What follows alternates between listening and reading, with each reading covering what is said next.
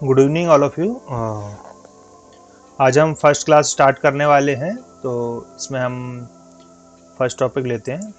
Actually मैं आपको book के अकॉर्डिंग पढ़ाऊंगा, जिससे क्या है आपको बुक का भी आइडिया रहे कि बुक में हमको क्या क्या दिया हुआ है और कैसे पढ़ना है, बुक को कैसे रीड किया जाता है। एक्चुअली टॉपिक तो पढ़ाऊंगा ही पढ़ाऊंगा, साथ में आपको बुक की सारी चीज़ें इसमें साथ में पढ़ाते चलेंगे। ठीक है ना। ये आपकी एनसीईआरटी की क्लास 10th की फर्स्ट लेक्चर है। ठीक है, तो हिंदी मीडियम के लिए है ये अभी, और हिंदी मीडियम के लिए हम लोग डिसाइड कर रखा है। तो स्टार्ट करते हैं। कहाँ से? वास्तविक संख्याएं।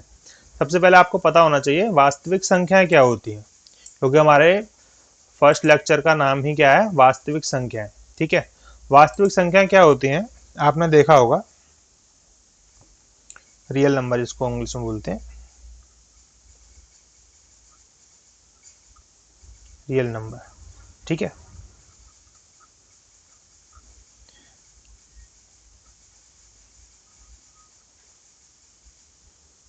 वास्तविक संख्याएं।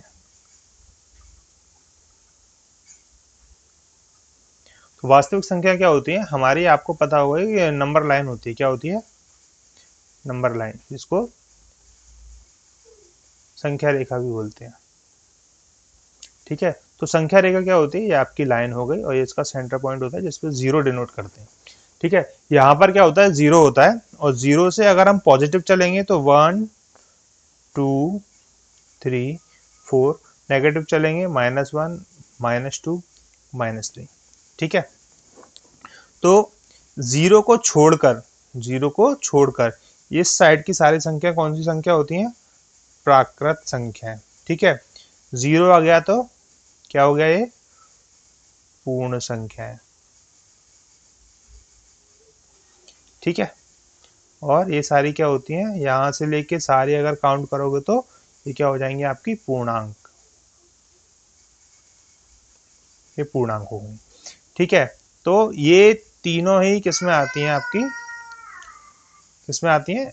रियल नंबर, जिसको हम क्या बोलते हैं? वास्तविक संख्या है।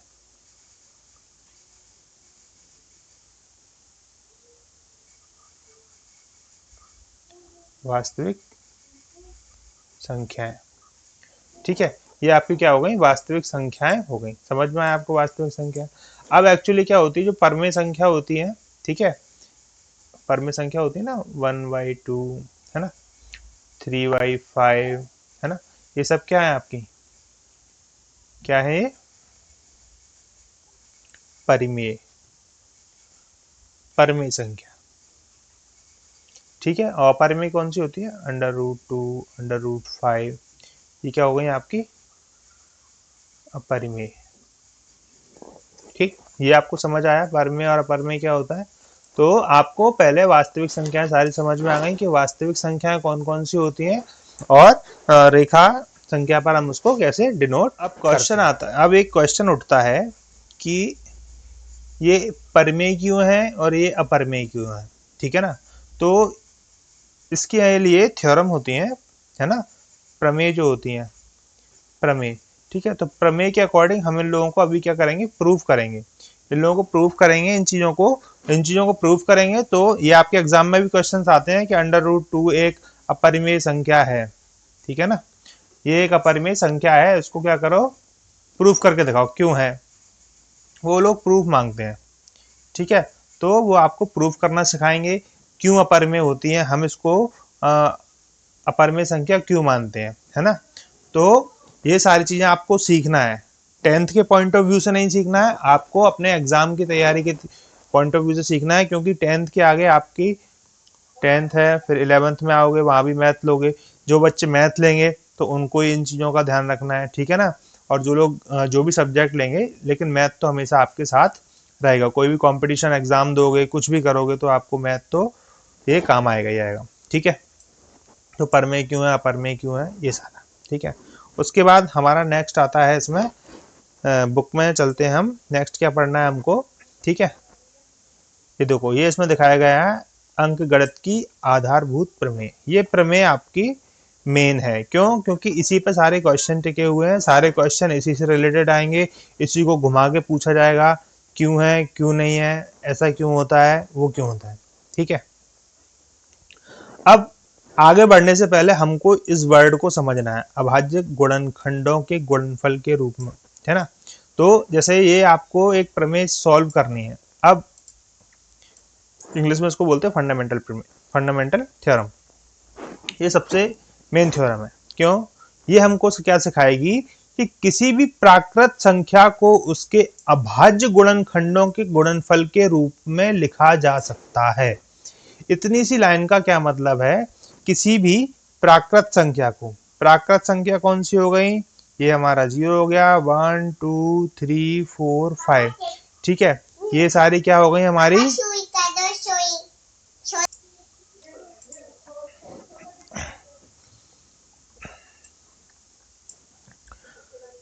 तो फंडामेंटल यानी आधारभूत प्रमेय, ठीक है। सबसे पहले हमको क्या समझना है? इसने बोला है किसी भी प्राकृत संख्या, तो ये आपको पता है ये सारी क्या है?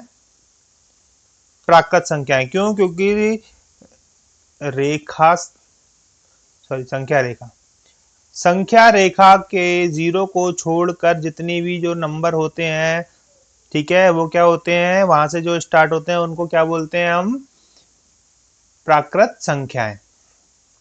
अब ये जो प्राकृत संख्याएं हैं, तो इनके अभाज्य गुणनखंडों के गुणनफल के रूप में लिखा जा सकता है किसी भी प्राकृत संख्या को, ठीक है। कोई भी प्राकृत संख्या ले लो, चाहे 1 ले लो, 2 ले लो, 3 ले लो, 4 ले लो, इनको क्या कर सकते हैं हम? अभाज्य, ठीक है। अब ये नया वर्ड आया अभाज्य, ये वर्ड अच्छे समझ लो। क्यों? क्योंकि यही वर्ड आपको एग्जाम में बार बार क्या करेंगे? डिस्टर्ब करेंगे, और आप डिस्टर्ब हो जाओगे इनसे कि अभाज्य क्या होता है, अभाज्य क्या होता है, ठीक है। तो अभाज्य क्या होते हैं? जो सिर्फ और सिर्फ खुद से डिवाइड होते हैं। सपोज दैट 2 है, तो 2 को आप 2 से ही डिवाइड कर सकते हो, किसी और संख्या से नहीं कर सकते। 3 है, 3 को आप 3 से ही डिवाइड कर सकते हो, किसी और संख्या से डिवाइड नहीं कर सकते। 5 है, 5 को आप 5 से ही डिवाइड कर सकते हो, किसी और संख्या से डिवाइड नहीं कर सकते। 7 को 7 से डिवाइड कर सकते हो, किसी और संख्या से नहीं कर सकते। तो ये सब क्या है? ये सब क्या है? अभाज्य। भाज्य मतलब होता है जिसमें भाग ना जाए, भाग ना जाए, ठीक है। तो ये आपकी क्या हो गई? अभाज्य। अब गुणनखंड क्या होते हैं? अभाज्य गुणनखंड की परिभाषा क्या है? ठीक है, अभाज्य गुणनखंड की परिभाषा क्या है? लाइक 2 इंटू 3 इंटू 5, ये क्या होगा? ये भी अभाज्य है, ये भी अभाज्य है, ये भी अभाज्य है, और क्या कर रहे हैं हम? गुणनखंड। गुणनखंड, खंड मतलब समझते हो? एक पार्ट। तो ये क्या हो गया हमारा? गुणनखंड। तो हमने किसी भी संख्या को उसके क्या किया? अभाज्य गुणनखंडों में उसको डिनोट किया। तो ये कौन सी संख्या हो गई? 2 इंटू 3 6 इंटू 5, कितना हो गया? 30, है ना।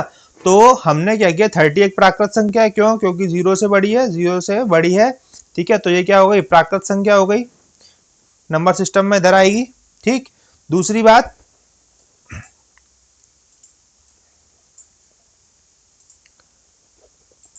दूसरी बात ये क्या है? इसका हमने क्या किया था? 30 का अभाज्य गुणनखंड क्या किया था? अभाज्य गुणनखंड 2 इंटू 3 इंटू 5, अभाज्य गुणनखंड निकाले थे। क्यों अभाज्य क्यों है? क्योंकि ये संख्याएं सारी क्या है? अभाज्य हैं, और उनका गुणा के रूप में इसको हमने निकाल लिया, ठीक। तो ये क्या हो गया? अभाज्य गुणनखंड इसके हो गए। या फिर आप इस तरह से इसको निकालेंगे, 2 1 2 15 3 5 5 1, तो ये आपके क्या निकल के आ गए? अभाज्य गुणनखंड। ये यहाँ पर क्या होने चाहिए? ये सारे कैसे होने चाहिए? अभाज्य होने चाहिए, ठीक। समझ में आ गया आपको? तो यही आपकी क्या बोलती है? फंडामेंटल प्रमेय थ्योरम आपको यही बताती है। क्या बताती है? किसी भी प्राकृत संख्या को उसके अभाज्य गुणनखंडों के गुणनफल के रूप में लिखा जा सकता है, ठीक है। उदाहरण के लिए इसने दिया है 2 को इक्वल टू 2, 4 को 2 इंटू 2, और इसको ऐसे, ठीक है। सपोज दैट ये एग्जांपल दिया हुआ, ठीक। तो ये आपको समझ में आ गया ये क्या करना है यहाँ पर, ठीक है। ये भी वही प्रोसेस बताई गई है। अब जैसे इसमें प्रोसेस में बताया गया है आपको, ये इसको क्या किया है, अभाज्य गुणनखंड करें, 2 भी अभाज्य है, ये देखो 3 अभाज्य है, 5 अभाज्य है, ठीक है। तो आपको ये ध्यान रखना है। अब सपोज दैट किसी संख्या का इस तरह से आ गया 2 इंटू 2 इंटू टी, तो ये रिपीट हो रहा है ना, क्या हो रहा है, रिपीट हो रहा है, क्या हो रहा है, रिपीट हो रहा है। Suppose that 2 into 2 into 3 into 5, तो ये क्या हो गया, 2 इंटू 2 4 इंटू 3 इंटू 5, 4 × 12 पंचे 60, ठीक है। तो 60 के क्या होगा, अभाज्य गुणनखंड हो गए। लेकिन अभाज्य, अब इसको कैसे डिनोट करोगे, 2 की पावर 2 कर देंगे इसको, और 3 इंटू 5, समझे। तो ये क्या हुआ, ये भी क्या हुए, अभाज्य तो हुए, बस रिपीटेड हो रहे हैं। तो ये क्या हो गया, इसका अद्वितीय रूप हो गया। कैसा हो गया, अद्वितीय, कॉमन कर दिया ना। अब इसमें क्या है, 2 बार 2 काउंट नहीं हो रहा है, अभी ये क्या है, यूनिक नहीं है। हमने जब इसको इस फॉर्म में लिख दिया, इस फॉर्म में, तो ये क्या हो गया, यूनिक हो गया। 2 यूनिक हो गया, इसमें 3 यूनिक हो गया, 5 हो गया, ठीक है। तो यही आपकी फंडामेंटल थ्योरम है, ठीक है। ये क्या कहती है, प्रत्येक भाज्य संख्या को अभाज्य संख्याओं के एक गुणनखंड के रूप में व्यक्त किया जा सकता है, तथा यह गुणनखंड अभाज्य गुणनखंडों के आने वाले क्रम के बिना अद्वितीय होता है, ठीक है। ये इन्होंने दी थी कार्ल फ्रेडरिक गॉस ने, ठीक है। ये वो उसको प्रोसेस को बताया गया है किस तरह से, ये आप पढ़िएगा। अगर आप नहीं भी पढ़ेंगे तो मैंने आपको पूरा पढ़ा दिया, कोई प्रॉब्लम नहीं है। बस आपको ये चीज ध्यान रखना है कि इस थ्योरम में बताया क्या गया है, यही बताया गया है, ये देखिए, ठीक है। 2 to the power 3, 3 to the power 2, 5 into 7 into 13, तो ये आपका क्या हो गया, ये हो गया, ठीक। जैसे ये लिखा हुआ है, संख्याओं 6 और 20 के अभाज्य गुणनखंड विधि से HCF LCM ज्ञात करो, ठीक है। तो आपको HCM LCM ज्ञात करना है, ये आपको पता होना चाहिए कि हम इसको कैसे निकालते हैं। HCF क्या होता है, हाईएस्ट कॉमन फैक्टर, है ना। कॉमन क्या बोलते हैं, उभयनिष्ठ बोलते हैं। कॉमन का मतलब क्या होता है, उभयनिष्ठ। फैक्टर मतलब गुणनखंड। हाईएस्ट मतलब सबसे